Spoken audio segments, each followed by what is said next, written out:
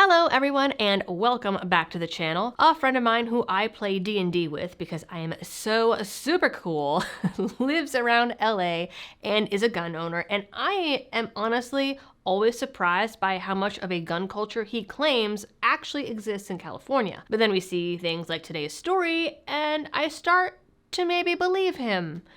At least about some areas. So we all know that California is on fire. It's pretty often on fire, but it seems like this time around it is extra on fire with lots of extra drama around Gavin Newsom, some of the mayors, and Biden pledging to cover all fire recovery for 6 months in full while the folks in North Carolina still sleep in charity-provided tents in debris fields. Gotta love this administration. Another thing that we've been seeing with these fires, besides the massive damage, is looting. Police forces are reportedly overwhelmed.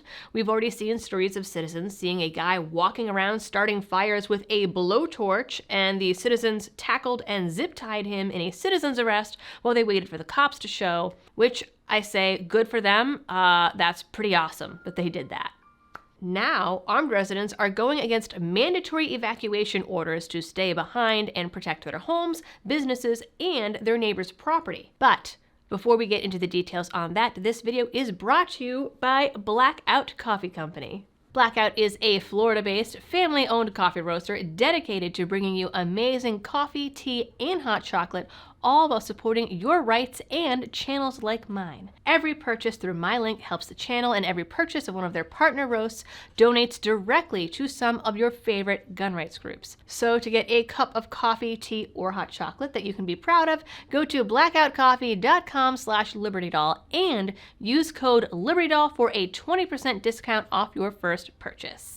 A recent news clip showed carloads of looters rolling up in some neighborhoods, some of them on scooters, with at least 100 people sweeping through and breaking into every home they could.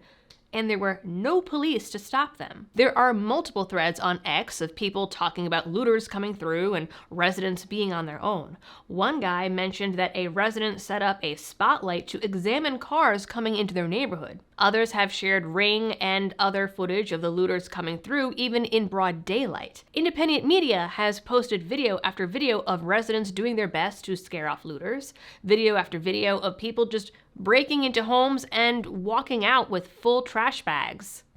Again, in broad daylight. Lawmakers and local law enforcement have recognized the issue and said that it won't be tolerated and are allegedly providing security where they can, but it's obviously not enough. Gavin Newsom signed an order to deploy the National Guard, but many people on X are saying that they haven't seen any in their area. LA County Sheriff Robert Luna responded by imposing a curfew and said, "We're not screwing around," and more than 40 people have been arrested in Santa Monica alone, some of them armed with guns, none of them local, many of them with fake license plates, and some of them connected to organized crime. But it sounds like this is just a drop in the bucket.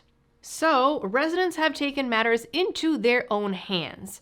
According to the Wall Street Journal, 80 people have stayed behind in the Altadena area, defying mandatory evacuation orders to protect what property is left. They are without clean and running water and electricity, have blocked off entrances to neighborhoods, and some of them are armed. If they leave, they will not be allowed to return, so they've been getting supply drops from evacuated friends and family at checkpoints the group has designated. Now, police in the area have been instructed to not allow any more supplies through, so we don't really know what they're going to do, but still people remain putting up signs like "Owner armed and present" or "If you're looting, we're shooting."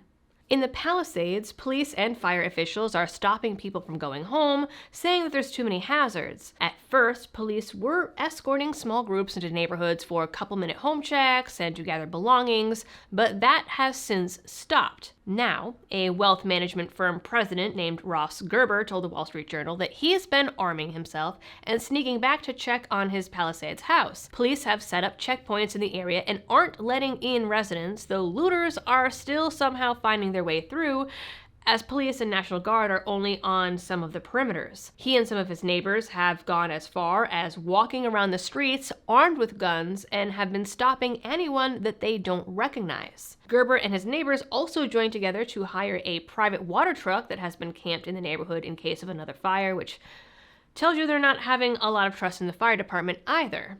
I get that they'll say this is the rule, but it's our land and our neighborhood, and as much as I respect the authorities, we're much more competent than them, Gerber said.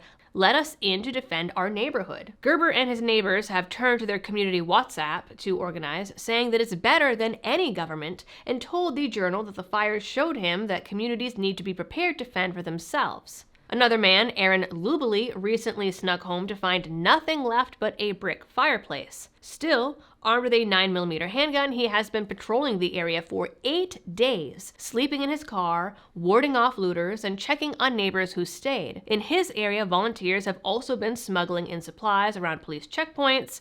At first, again, cops turned a blind eye, but have also now told Lubely that they would no longer allow supplies into the area.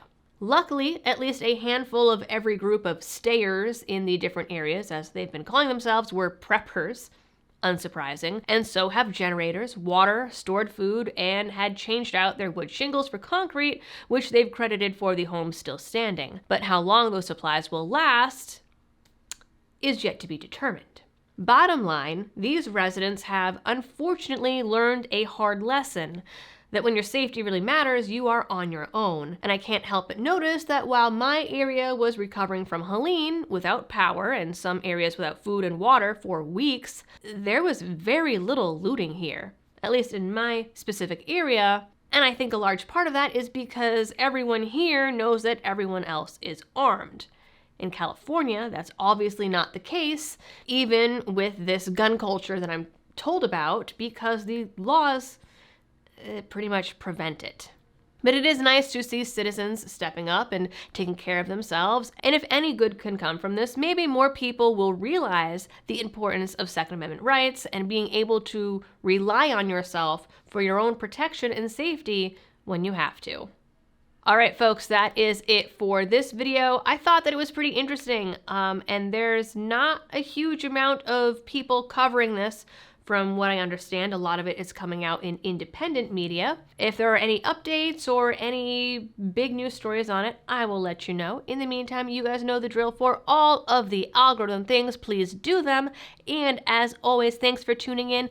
Please stay safe out there and happy shooting.